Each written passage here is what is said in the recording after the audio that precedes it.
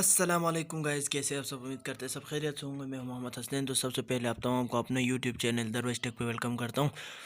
Guys, तो आज की वीडियो में हम बात करने वाले हैं कि कैसे आपने अपने व्हाट्सएप को अपने पीसी या लैपटॉप में इस्तेमाल करना है। ठीक है गाइस, तो अपने टॉपिक की जानिब बढ़ते हैं बगैर टाइम ज़ाया किए। और अगर आप हमारे चैनल पर नए हैं और आपने अभी तक हमारे चैनल को सब्सक्राइब नहीं किया तो सब्सक्राइब करें और साथ में बेल आइकन को प्रेस करें